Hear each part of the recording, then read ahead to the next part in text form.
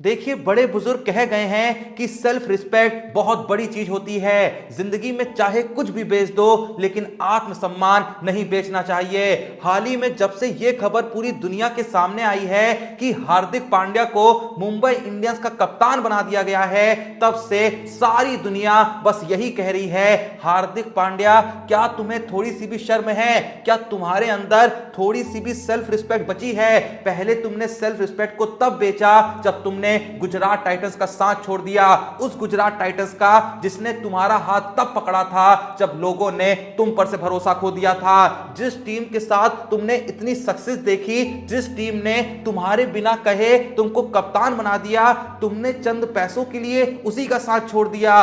पर बात यहां पे खत्म नहीं हुई। उसके बाद जब हार्दिक पांड्या मुंबई इंडियंस में गए और मुंबई इंडियंस में जाके ऐसी खबरें थी कि उन्होंने ये शर्त रखी है कि जब तुम मुझे कप्तान बनाओगे तभी मैं यहां से खेलूंगा, तो उसके बाद फिर से लोगों ने कहा कि पांड्या, तुम सच में बदल चुके हो। तुम बिल्कुल भी वैसे नहीं रहे जैसा हम तुम्हें समझते थे। तुम्हें किसी भी चीज से अब मतलब नहीं रह गया है सिवाय पैसों के। देखिए, हो सकता है कि ये सारी ही बातें आपको सुनने में थोड़ी सी कड़वी लग रही हो सकता है कि ये सारी ही बातें सुन के आपको ऐसा लग रहा हो कि मैं कुछ ज्यादा ही रूड बोल रहा हूं। लेकिन भाई क्या करें, जब काम कड़वा हुआ है तो काम को डिस्क्राइब करने के लिए जो बातें होंगी वो भी तो कड़वी ही होंगी ना। मतलब चलो, दो पल के लिए हर किसी ने इस बात को पचा लिया था कि हार्दिक पांड्या गुजरात के साथ नहीं रहना चाहते हैं और मुंबई जो है वो भी हार्दिक पांड्या को लेना चाहती है, इसलिए हार्दिक पांड्या मुंबई में चले गए। लेकिन अब लोग इस बात को कैसे पचाएं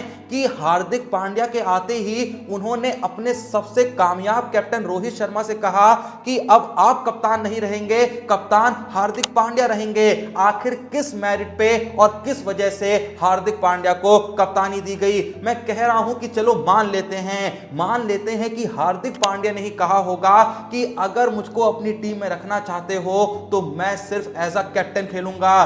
तो क्या यहां पे मुंबई इंडियंस को पांड्या की बात मान लेनी चाहिए थी? मैं कह रहा हूं ये भी मान लेते हैं कि हार्दिक पांड्या एक बहुत ही अच्छे ऑलराउंडर हैं, उनका टीम में आना टीम को स्ट्रांग कर सकता है। लेकिन क्या सिर्फ इस चीज के लिए मुंबई इंडियंस ने अपना ईमान नहीं बेचा? हम बार बार पांड्या पे तो ये इल्जाम लगा रहे हैं कि पांड्या के पास सेल्फ रिस्पेक्ट नहीं है, हम बार बार ये तो कह रहे हैं कि पांड्या ने अपना ईमान बेच दिया है, लेकिन क्या एक बार भी हमने ये कहा कि मुंबई इंडियंस ने भी उतना ही ईमान बेचा है जितना पांड्या ने बेचा है? अगर आप कंफ्यूज हो रहे हैं कि ऐसा मैं क्यों कह रहा हूं, तो आओ तुम्हें अच्छे से समझाता हूं। तुम्हें याद करना होगा साल 2023 की आईपीएल को, जब हार्दिक पांड्या से एक इंटरव्यू के दौरान यह पूछा गया था कि आप आखिर किस तरीके कैप्टन बनना चाहते हैं, आखिर आप किन कैप्टन से इंस्पिरेशन लेते हैं और आपकी कैप्टनसी के टर्म्स में आखिर आइडियोलॉजी क्या है? तो वहां पे याद है ना हार्दिक पांड्या ने मुंबई इंडियंस की क्या घनघोर बेइज्जती करी थी?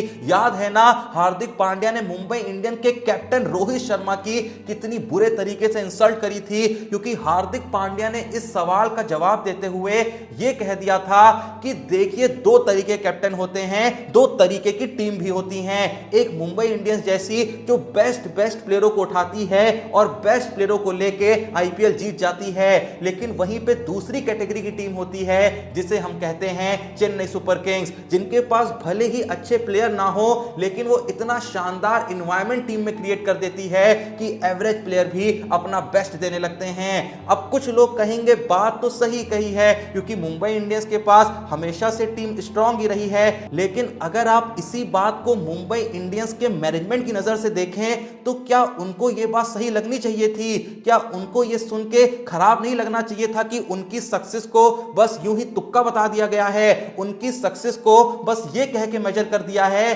कि यार इनके पास तो प्लेयर्स ही अच्छे थे, ये हर आईपीएल में बेस्ट प्लेयर्स अपनी टीम में रखते थे, एकदम टॉप के प्लेयर्स खिलाते थे, इसी वजह से ये लोग आईपीएल जीत जाते थे। क्या मुंबई इंडियंस को अपने ही लेवल पे हार्दिक पांड्या की ये बात चुभनी नहीं चाहिए थी? लेकिन मुंबई इंडियंस को देखिए, उनके ओनर्स को देखिए, उन्होंने कहा ईमान गया तेल लेने, सेल्फ रिस्पेक्ट गई तेल लेने, जिस प्लेयर ने हमारी इंसल्ट करी है उसी को हम अपनी टीम में सिर्फ शामिल नहीं करेंगे बल्कि सीधे कप्तान बनाएंगे, सीधे उसे लीडर बनाएंगे, वो भी किसको हटा के जिसने हमको तब जिताया जब हमने एक भी ट्रॉफी देखी तक नहीं थी। तो भाई अगर आप मुझसे पूछें कि ये जो मुंबई इंडियंस की कैप्टनसी वाला ओवरऑल डिसीजन लिया किया गया है, ये जिस तरीके से रोहित शर्मा से कैप्टेंसी छीन के हार्दिक पांड्या को सौंपी गई है, आखिर इसके पीछे का मुख्य विलन कौन है? तो मेरी नजरों में जितने बड़े विलन इसके पीछे के हार्दिक पांड्या नहीं है, उससे कई गुना ज्यादा बड़े विलन मुंबई इंडियंस का मैनेजमेंट है, मुंबई इंडियंस के डिसीजन मेकर है, जिन लोगों ने असल में ये डिसीजन लिया। क्योंकि देखो भाई, जहां हार्दिक पांड्या ने मुझे कप्तान बनाओगे तभी मैं टीम में आऊंगा ये शर्त रख के